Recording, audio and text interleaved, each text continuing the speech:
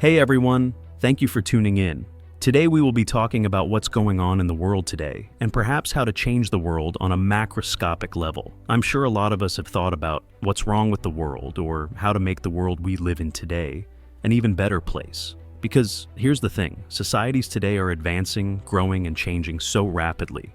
But it seems more problems are arising as well, like global warming, severe droughts, and more extreme weather around the world. And societally, many problems still exist, if not getting worse, like the increase in inequality gap, more people on the fringe of welfare, homelessness, political divide, or even the fear of our safety and existence because of all the external factors. Now, there's definitely many layers and reasons behind all the problems going on today, and there'll be many factors and perspectives to consider as well. But is it also possible that there's a fundamental reason that's attributing to what's going on around the world? Could we pinpoint a root cause that's affecting societies in a negative way?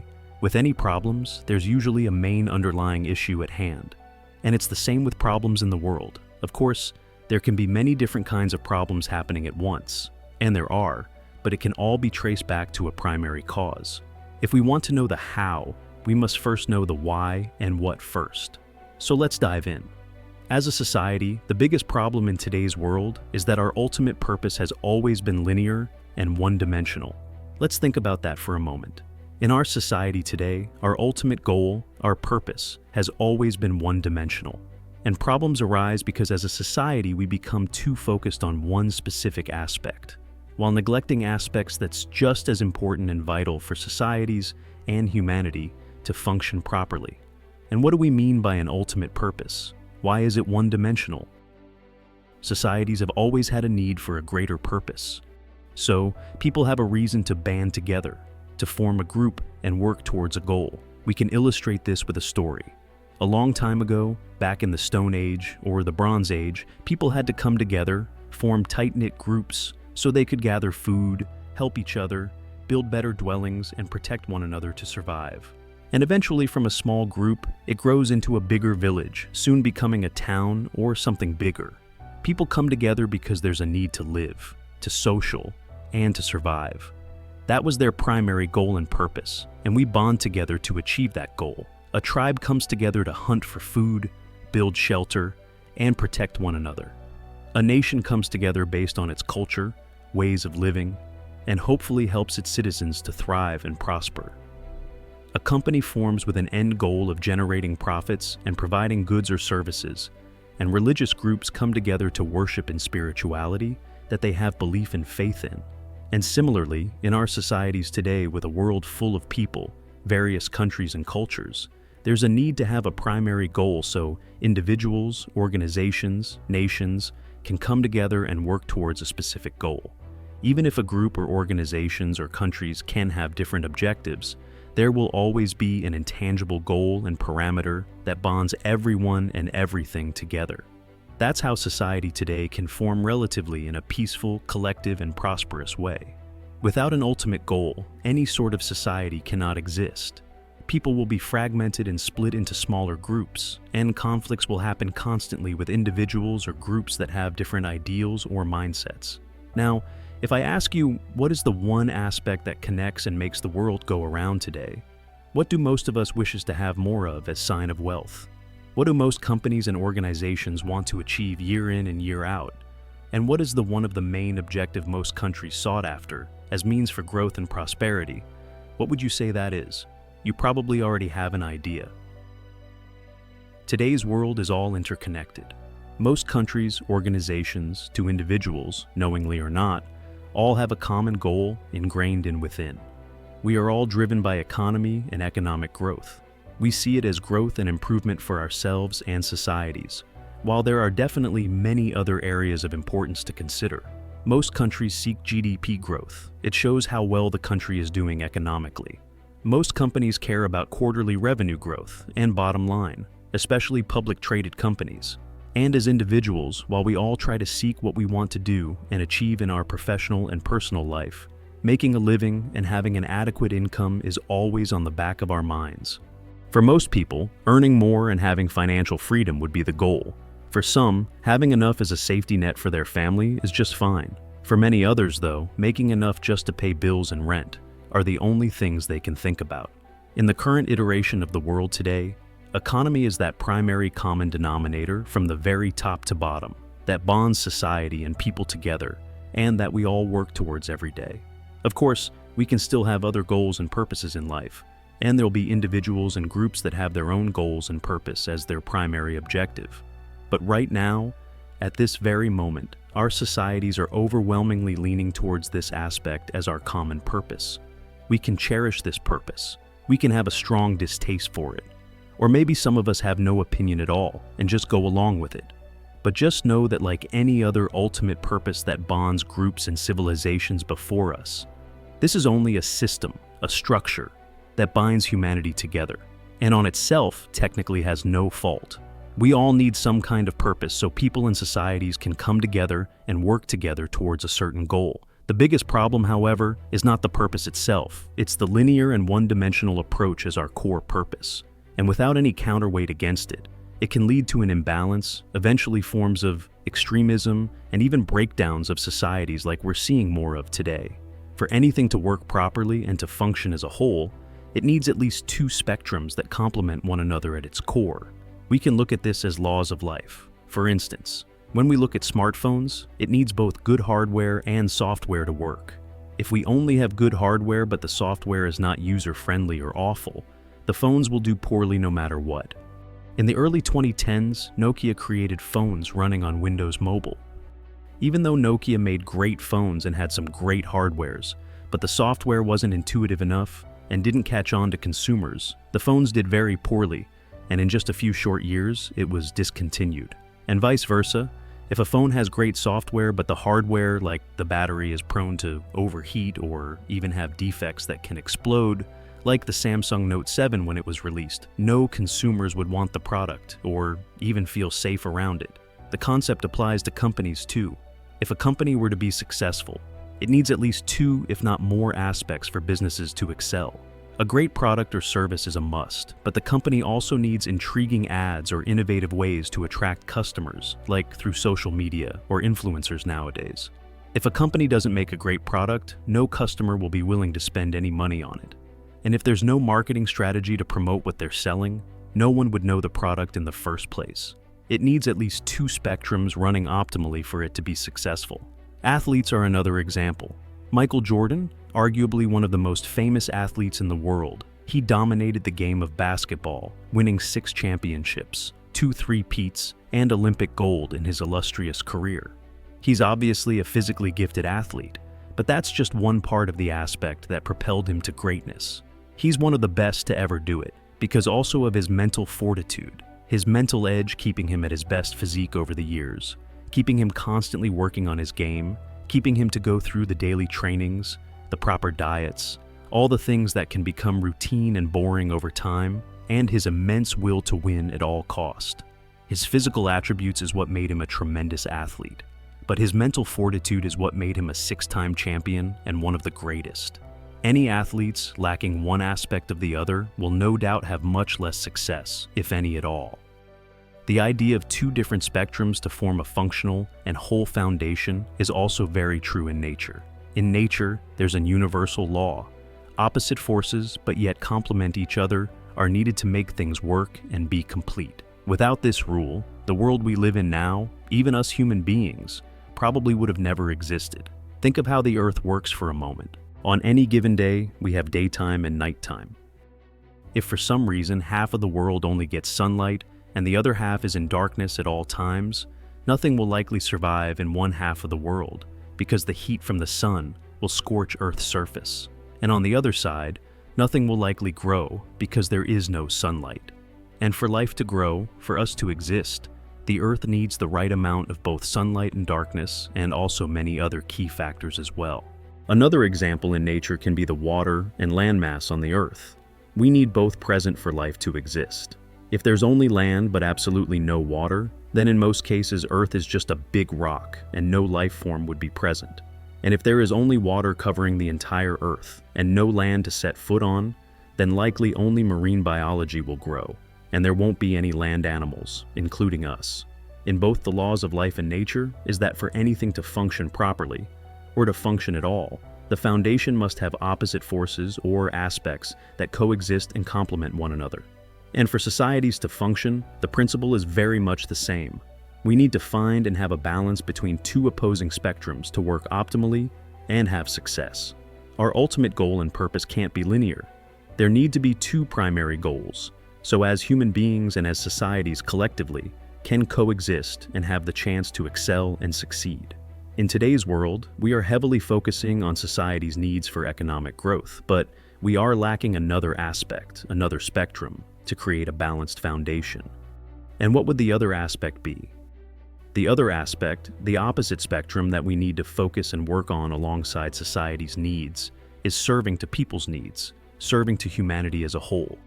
These two aspects are on the opposite end of the spectrum and are equally important because advancement and growth of societies don't always equate to the betterment of human living conditions. And happiness, fulfillment, and meaningful lives have very little to do with how much societies have progressed. But both aspects are crucial for societies to flourish and prosper. Case in point, societies are advancing ever so quickly now, and wealth is generating at a massive pace. But there will still be people suffering throughout our communities, cities, and across countries, and it'll keep growing as we're seeing now. Things like housing and living affordability, issues for the middle class, more and more homelessness to many kinds of addictions, and mental illness. And this is happening in developed countries like the US, Canada, and the UK. Imagine what life is like in other parts of the world. When society can't serve humanity's needs properly, meaning if more and more people feel discontent, more unease, and in distress, extreme behaviors and conflicts will eventually follow suit. Or, if climate change causes millions of people to lose their homes, then there's not much point for a grand society full of extravagant things, fancy gadgets, or luxurious properties. Society's stability and advancement is very much dependent on the welfare and growth of human beings as a whole. And of course, on the contrary, if society doesn't grow and stays stagnant, people will suffer too. Jobs would be hard to come by, people would be idle, and the economy would stall. The lack of opportunities and growth will plague the society, which has happened before in past societies and in other parts of the world. These two aspects, a common goal for the society and serving humanity's needs, are both equally important and necessary for people and societies to function. And we can view the economy as society's current core purpose. And on the other hand, we also need to set foundations to better fulfill humans' needs and purposes. So, how do we relate to both aspects in the real world? What exactly is the relationship and difference between the two spectrums? Society's goal is based on growth, mainly growth of the economy, which creates jobs, advances industries, and spurs new inventions.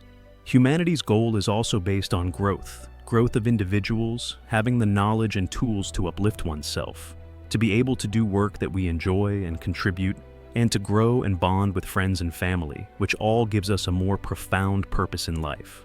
Society's goal needs to work towards humanity's needs, and in return, collectively people will help the society grow.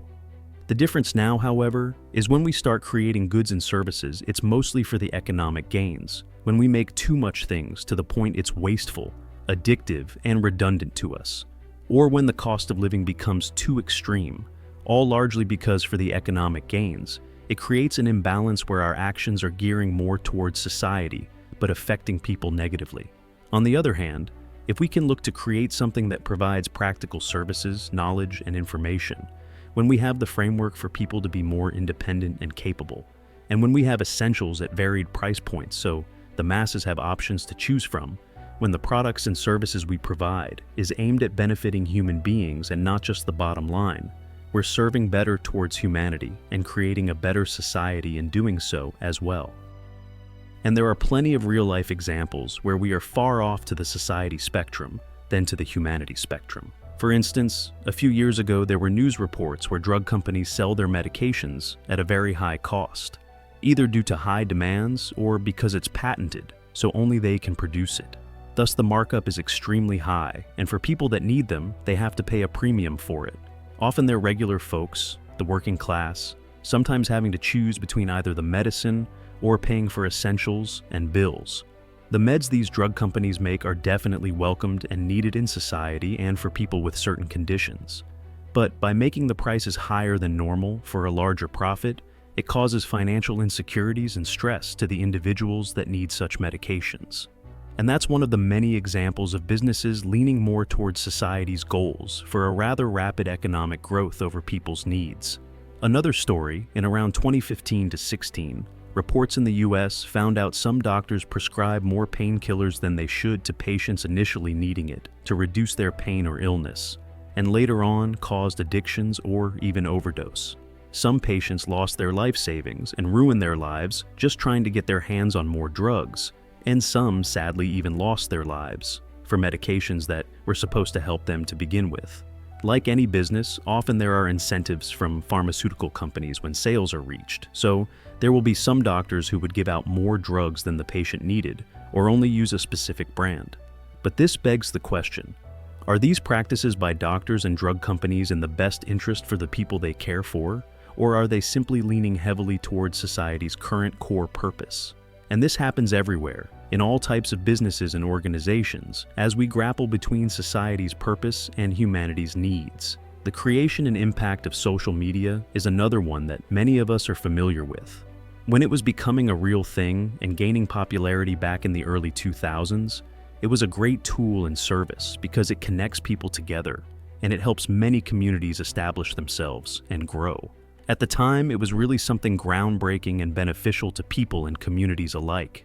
In today's social media landscape, the dynamics have changed. The same companies that created these services are now trying to feed us too much, to the point it's becoming unhealthy and causing negative effects, especially among young adults and children. Companies want us to be online more, to engage ourselves to their services as much as possible. So, the ads they're running now can be seen over and over, and our personal info and preferences also becomes their data, which is also another way to profit. At the very beginning of the social media era, people felt like they're using a great product to connect and socialize, and now it often feels like we are the products for companies.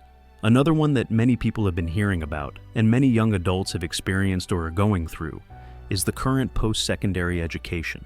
As universities market themselves to attract more students, the costs of getting a degree or diploma have skyrocketed, and students are required to take on huge loans before even graduating, which creates a huge financial burden before even landing a job.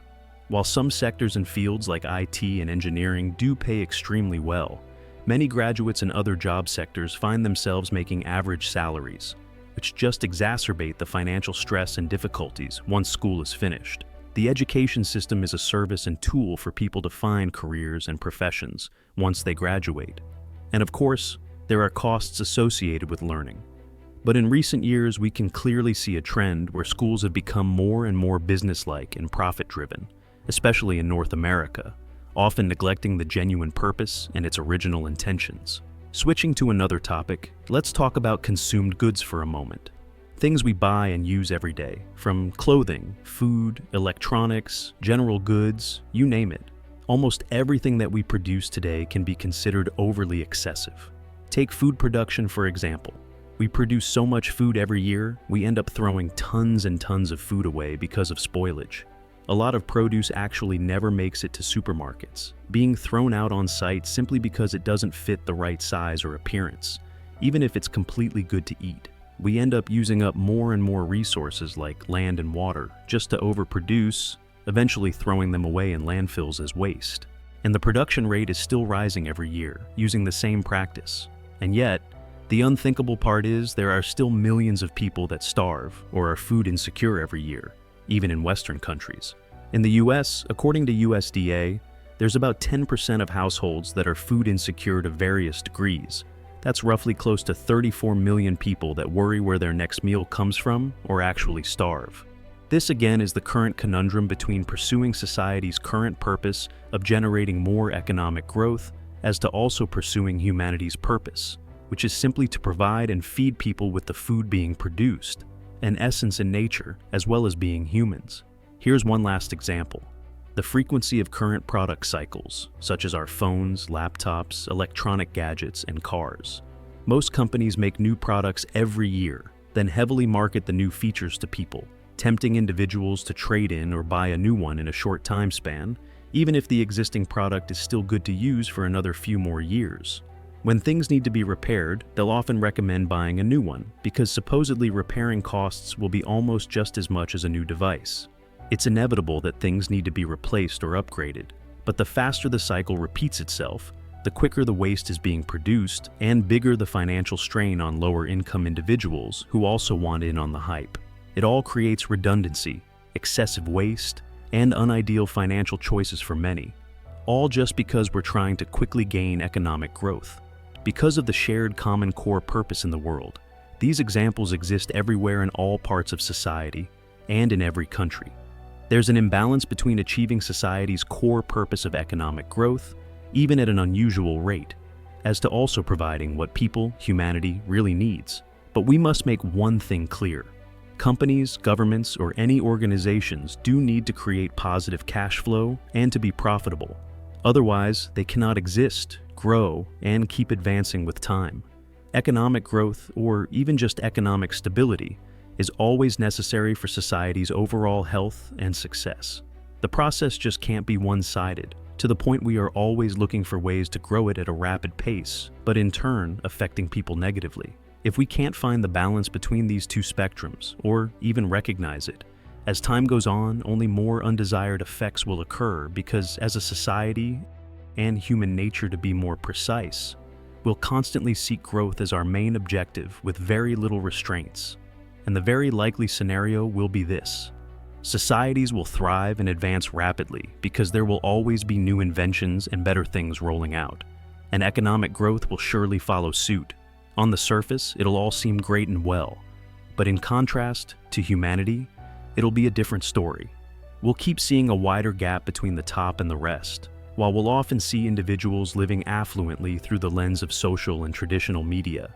But there will be a lot more people just trying to get by or living below the means, often silently and out of society's sights because we don't like to show these aspects.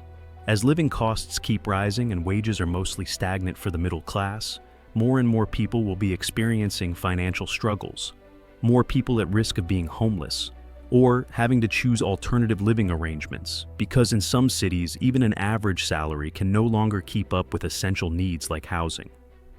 Another issue will arise, or already exists, is that more people will start to only think about how to achieve society's ultimate goal, how to achieve economic wealth as their sole purpose, quickly and if any way possible, legally and illegally, of course.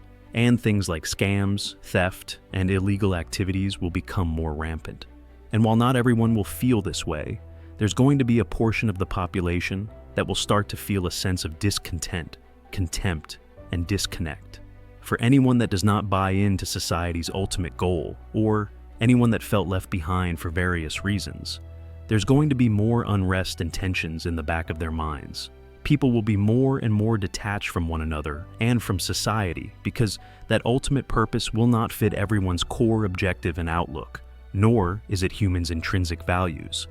That's the result of a one-sided, one-dimensional goal in our current society, and as we keep growing it, the same problems will only increase and keep rising along with it. And this is happening not just in one country, but across the world, in many countries worldwide. From the United States to Canada to South America, European and Asian countries. So now that we know we need to find a balance between serving society and to humanity, what can we do or try differently? And what does it mean by doing something that serves both aspects? It requires a foundation and parameters that represent these values to start, and a conscious effort from all of us. And there's actually already many groups and organizations pursuing these goals. We'll get into it further in the next episode. Stay tuned. See you on the next one.